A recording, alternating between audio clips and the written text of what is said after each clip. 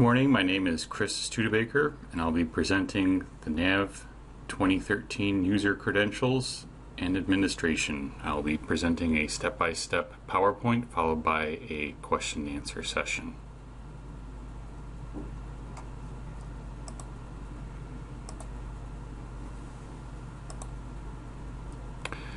Before we start talking about NAV 2013, I just wanted to highlight some of the architecture differences between NAV 2009 and 2013. In 2009, there was access to NAV via the web services and Windows clients. In NAV 2013, there are multiple entry points into the application layer: PowerShell via management, web services, OData, the debugger, which is a form of a NAV client, the Windows client or RTC client, Internet Information Services for the web client, and SharePoint. The architecture is designed with hosting NAV in either a single instance, multi-instance, also known as SaaS hosting, or multi-tenant, or cloud ERP or Microsoft Azure hosting. With 3 different hosting options, scalability is quite good. With alternative hosting provider options, cloud ERP, intranet, and web services, multiple options are necessary for user authentication. NAV 2013 offers 4 different authentications methods that we will discuss in greater detail. Windows, using Active Directory. Non-Active Directory Windows, NAV users, or database logins as we are used to calling them. And ACS, or third-party access control services like Google, Facebook, Microsoft Live ID account, and so forth. Let's take a quick look at the NAV 2013 Administration Console. It's a new management console that gives a graphical user interface to PowerShel Cmdlets that actually administer NAV services. Hopefully at least you've looked at this console. If not, I recommend you install NAV 2013 on a virtual machine, which has to be 64-bit, or a machine that has no other NAV installed. A quick note, while it is possible to install multiple versions of NAV, it's a major chore as everything needs to be manually set up with alternative ports. The credential type has several options, with the default being Windows authentication, and that requires Active Directory. So let's talk about the Windows authentication. This is the standard option that we've dealt the most with since 4.0 came out, and there is an option to use either NTLM or Kerberos. Before any users can be added to NAV, they must exist in Active Directory. The users are not prompted for entering either a username nor a password, and this is basically the only credential where they're not prompted. Username is very similar to the Windows authentication, except the login is not queried against Active Directory, but just against Windows, and the user is prompted to log in. If logging in across domains, a security certificate is required. This should only be used if NAV is not in a domain or the domain does not have shared access. NavUserPassword, or the old database login, security certificate are required to protect the passing of credentials, intended for hosted environments that do not have domains as part of the setups. I will be going through the setups to change the authentication from Windows to NavUserPassword in a few minutes. Access control services is the neatest option and the one that's demoed in all the sales presentations because it's really cool to show NAV login with Facebook. This requires quite a few additional steps to set up, and I've seen demos of this fail 2 out of 3 times. So I'll leave this as an exercise via MSDN walkthroughs if you are really interested in seeing this done. A couple of gotchas and things that you should know that I heard at different presentations that I gave. One is that users can never be deleted, only deactivated. I'm not sure if this is still strictly true because the last presentation that I had on this was from Microsoft back at the end of 2012, and when I tried to get further documentation on that users cannot be deleted, says in MSDN that users are deleted, but as I said during the presentation, the presenter from Microsoft was quite adamant that they are never actually deleted, only deactivated. User authentication and security is all set up in the RTC now, no matter what kind of user it is. If you want to enable multiple authentication methods, you have to set up a separate service tier for each. You are not limited, to my knowledge, to the number of service tiers that you can have running by the license. So you can have essentially as many service tiers as the machines can allow for RAM. License, company creation, database creation is still done in the classic or development environment. When doing automated or repetitive procedures, it's highly recommended to create PowerShell cmdlets instead to do the work for you, and that'll save you a lot of clicking. PowerShell. Now there's a Microsoft buzzword that's used at every turn in relation to NAV 2013 administration. The administration console is built on it. Cloud management absolutely depends on it, but what the heck is it? Only if you are a Windows admin geek would you have encountered this before. So if you're like me, this is a brand new tool. A cmdlet is a function that has calls to either built-in functions or abilities in PowerShell that are available after installing the NAV service tier. The basic format is shown on this slide. The first format says get help new NAV server user. This would be the command line that you would have to call in the built-in function new NAV server user. I'll show you the built-in functions next slide. The second line here says function name -p value. That would be a custom function that you would write or that is available to you built on multiple cmdlets.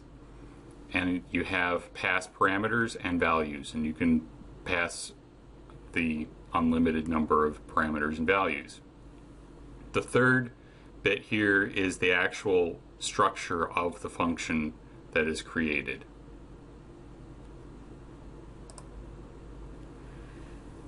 You can see there's a lot of pre-made cmdlets for NAV via the administration shell.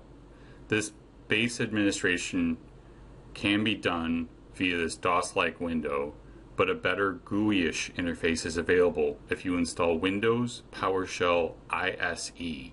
Make sure it's for PowerShell 2.0. Google it, and it should be pretty easy to find via MSDN or Microsoft.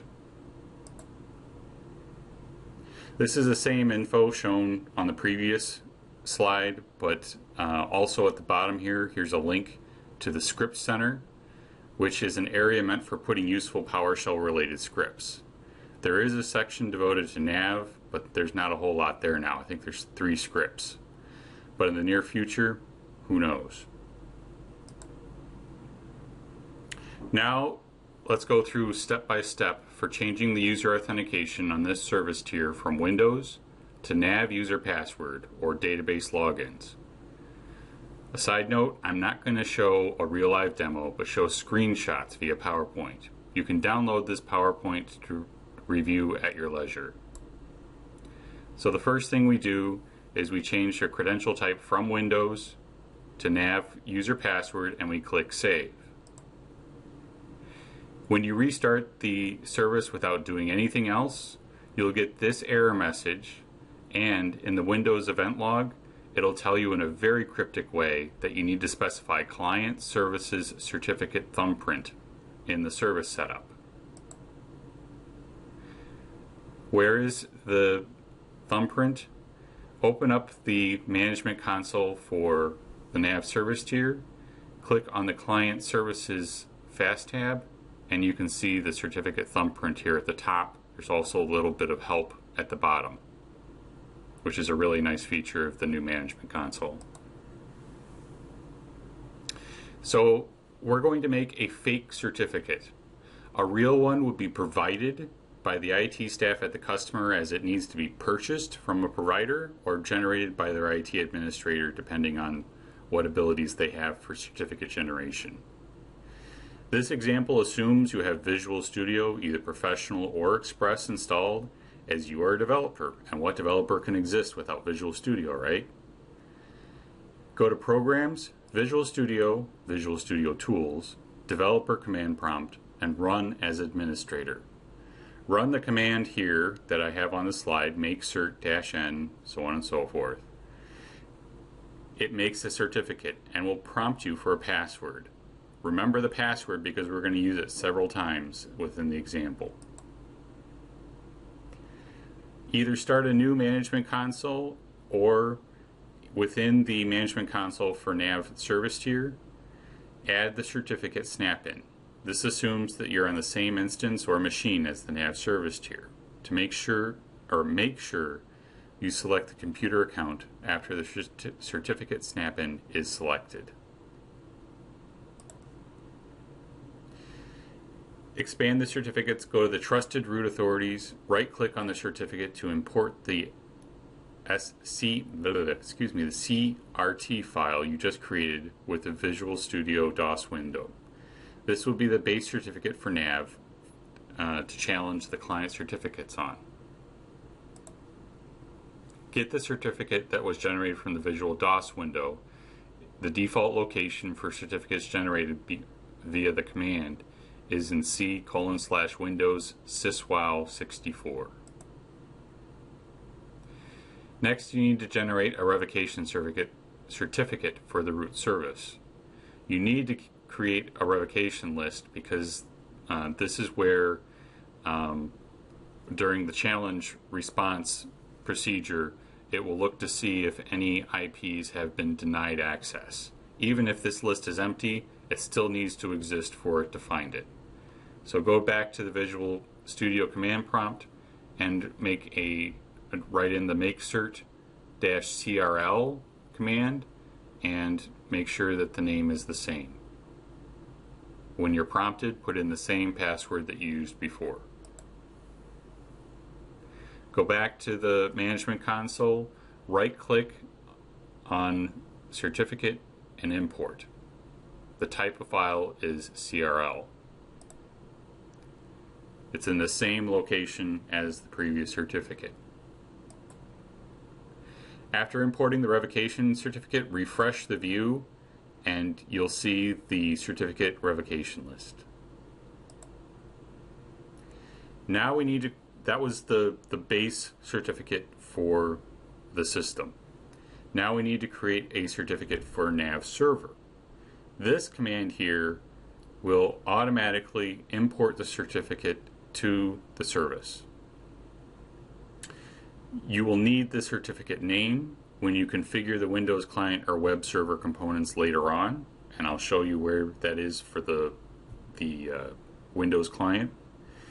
And we need to use the same password that we used to create the root certificate, and be sure to refresh the snap-in and we'll see the Trusted Certificate Authorities node.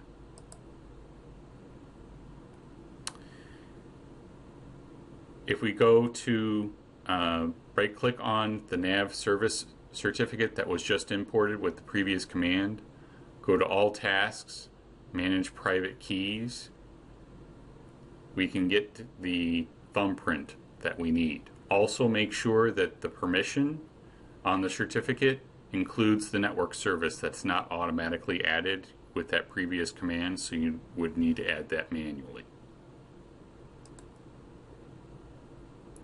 Double click on the certificate and note the thumbprint. Copy the entire command. The thumbprint is the last option on the Details tab. Do not copy the first space there. Paste that value into the client services and then restart your NAV service tier and you should not get any errors. Ho-ho, but we're not done yet. If we start the RollTailor client now, we get this error. So we need to update the client user settings config file. and this is per instance, not per user, but per instance of the role tailor client. So we go to the default location, which is the user's app data roaming directory. Open it up as administrator in Notepad, and there's two keys that we need to change: client service credential type and DNS identity. The client service's credential type, the value needs to match the service tier that it's connecting to, and the DNS identity needs to have the key for our NAV service tier. So this slide shows the correct values that we need in that file. Now when you restart the role tailor client, it will challenge the user to put in a NAV database username and password.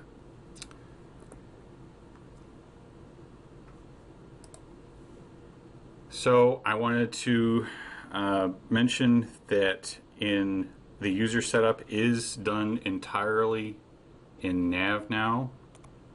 I'm sorry, entirely in the user setup. And that's not the right one.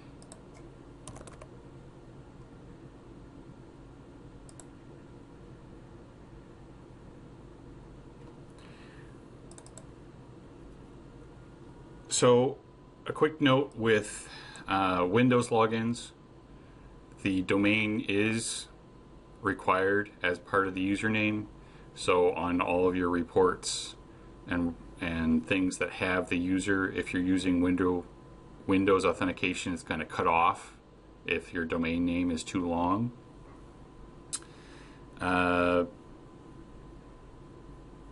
The different types of users, you have ACS, which is for the third party.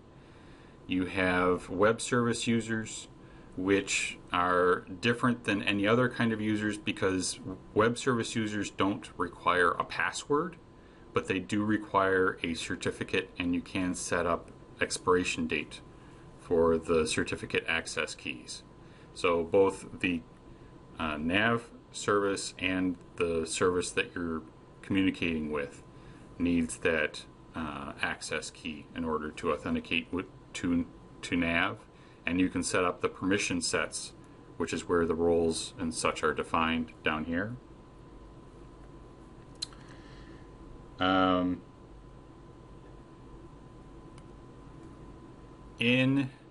If for any reason you lose access to NAV, if you go into the development environment, there are 3 tables where the user information is provided, and you can just either clear out this data or get the information that you need. It's access control,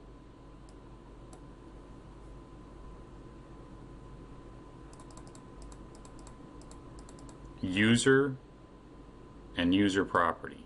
Those are the 3 tables where the data for security is stored within NAV. Because you wouldn't be able to get at it from the development environment if you, for whatever reason, lost your login, you could go into SQL and just truncate those tables if you need to. And these are database-wide tables, not company-specific.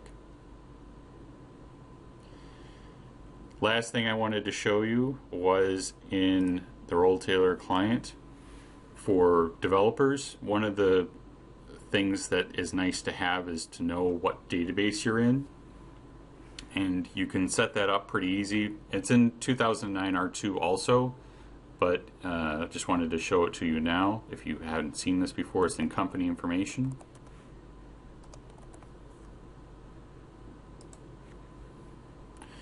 There's a fast tab down here that's usually closed, but it's called System Indicator. So if you change this to company and database, and you can select any of these accents, click OK, close out a role tailor client, come back in, up here, you can see that you have the company name, the database name, and the server name. So you can have your, and this is also on all the pages. So if I open up a page, it's up here on the page here. So you can have multiple instances, and you can have, say, your development environment red and your production environment green. And that way you can tell where you're at any time.